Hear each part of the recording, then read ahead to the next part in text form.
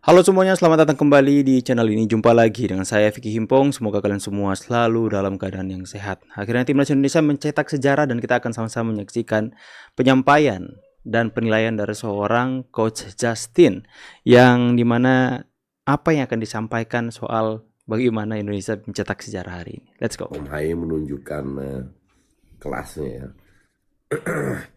Praktis bola-bola di berapa kali dia melakukan salah passing, but that's okay karena passing yang luar biasa juga datang dari dia. Ya kita menang 2-0, ya golnya Rizky Ridho, good untuk Rizky Ridho dengan crossingnya Nathan yang benar-benar ya ke kepalanya Rizky Ridho, dan headingnya itu keren.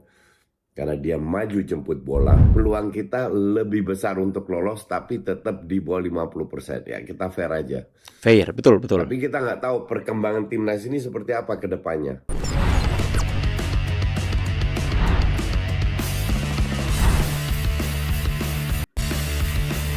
Karena gue lagi di Surabaya, dan ini masih di Surabaya sekarang jam 4.12, gue nggak bisa tidur. Jadi flight gue jam 7.45, jam setengah 6 gue ke airport. Habis itu gue bikin interview sama Tom Haye dan Ivar Yener jam 12 jam 1, terus jam 4 sama Arhan. Jadi full kerja. Gue mau bahas itu yang Tom Haye sama Ivar Yener tuh di Indosat, terus yang Arhan dan istrinya tuh di podcast selesai. Istrinya Jadi dia. seperti kalian dengar suara gue ancur-ancuran. Kemarin nobar luar biasa. Saya selalu suka dengar pembahasan penyampaian dari Coach Justin. Kita mulai dulu dari relevan awal. ya. Nggak berdasarkan kebencian ya. Seperti Bung Sapa. Perbedaan dengan match sebelumnya adalah si Kelvin Verdoorn langsung jadi starter dan bukan Shin Patinama. Terus siapa namanya, Asnawi main, bukan Sandy Walsh ya.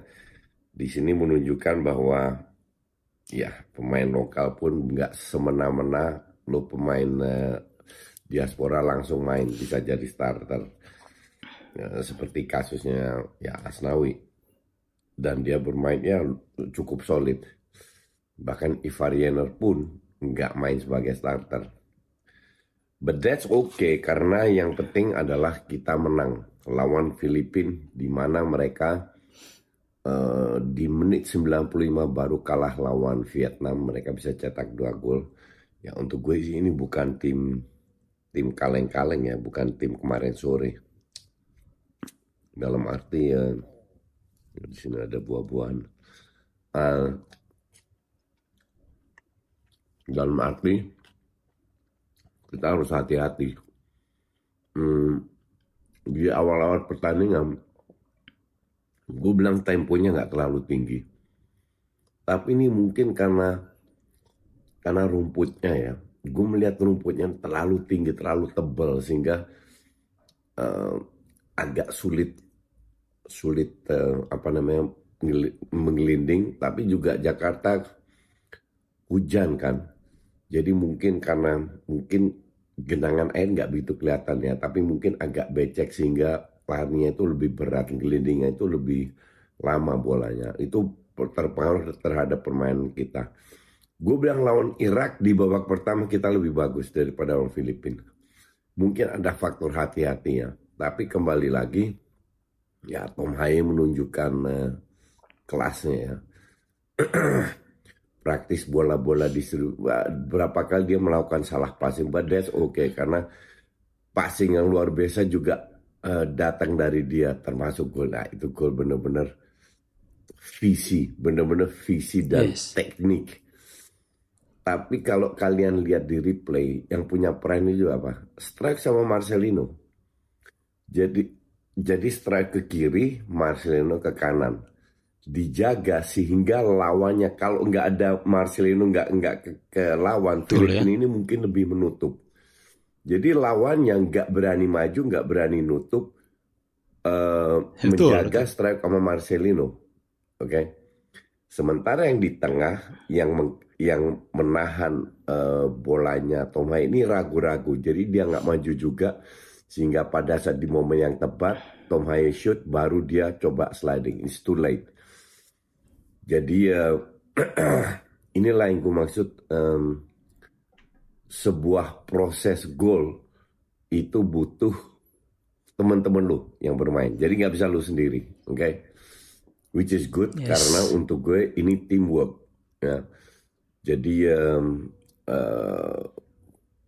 prosesnya itu benar-benar sebuah set play, sebuah visi. Nathan Chua on passing lewat tengah ke Tom Tom Haye. Haye. Pada saat Tom Haye maju ke depan, si Ragnar mengcover dia. Benar-benar jaraknya pendek, seandainya keblok minimal Ragnar bisa nutup lagi. Inilah timnas yang kita lihat, timnas yang menurut gue ya keren banget. Masih dalam proses, masih ada berapa ya kesalahan kurang efektif dan lain-lainnya. Tapi praktis kita kontrol pertandingan. Filipina nyaris nggak dapet peluang besar ya. Dan ya kita menang 2-0. Ya golnya Rizky Ridho, good untuk Rizky Ridho dengan crossingnya Nathan yang benar-benar ya ke kepalanya Rizky Ridho, dan headingnya itu keren karena dia maju jemput bola. Jadi 2 gol ini 2 gol ya untuk gue sih keren, Bukan sangat keberuntungan keren, ya. Ini karena sangat skill dan efektif yang teknik ya. mengantar kita ke babak berikutnya. Vietnam akhirnya kalah 3-1. Jadi kalau kita kalah pun tetap lolos.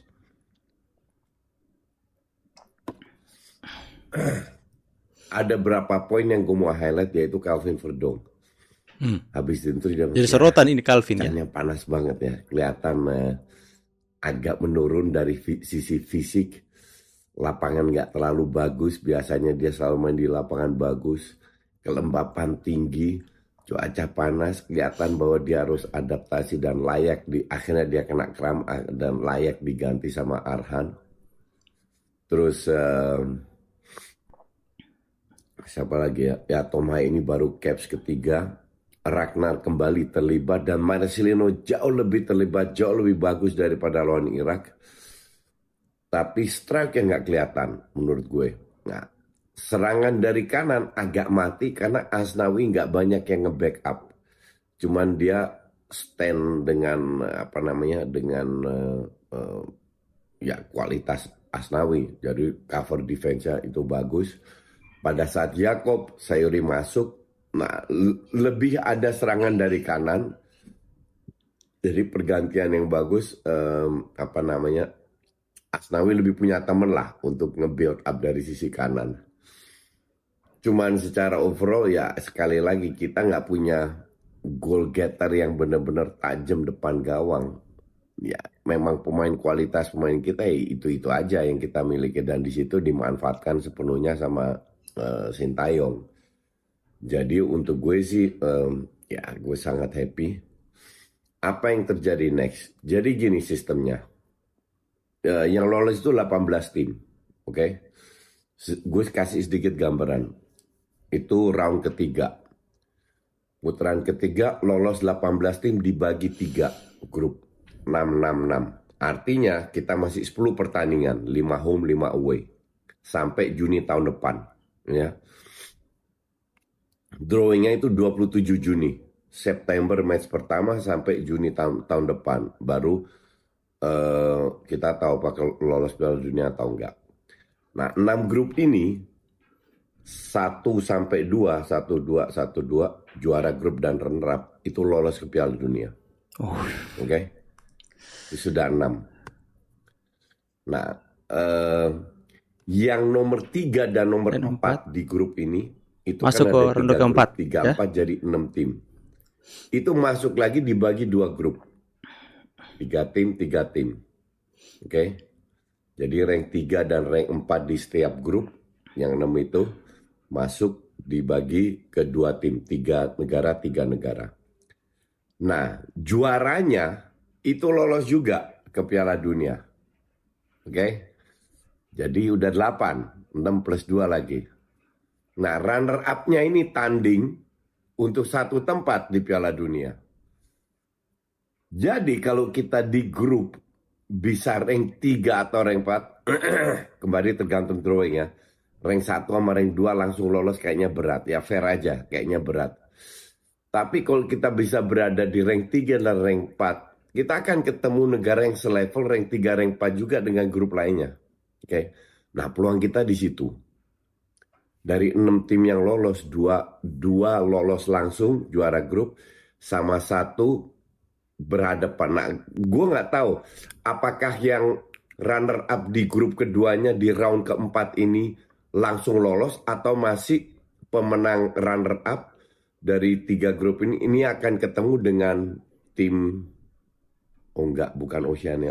Kayaknya langsung lolos karena Oceania itu ketemu, sorry ya, Oceania itu ketemu Amerika Latin. Jadi kayaknya langsung lolos. Jadi praktis kita punya dapat jatah 9 tim. Kalau gue nggak salah pelajari.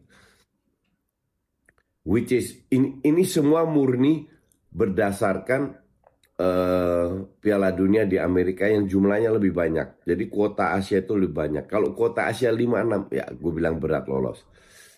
Itu gue udah bilang tahun lalu, kita nggak lolos. Karena gue pikir kuotanya 5 aja. Nah ternyata ditambah. Nah penambahan ini peluang kita lebih besar untuk lolos, tapi tetap di bawah 50%. Ya kita fair aja. Tapi kita nggak tahu perkembangan timnas ini seperti apa ke depannya. Oke. Jadi peluang masih cukup realistis. Yang penting kita sekarang udah lolos, kita Yes. lihat tunggu drawingnya. Ya, kita Oke guys ya, terima kasih buat Coach Justin yang sudah memberikan informasi tambahan kepada kita semua yang mungkin secara strukturalnya itu nggak tahu bagaimana Indonesia bisa sedekat ini dengan Piala Dunia.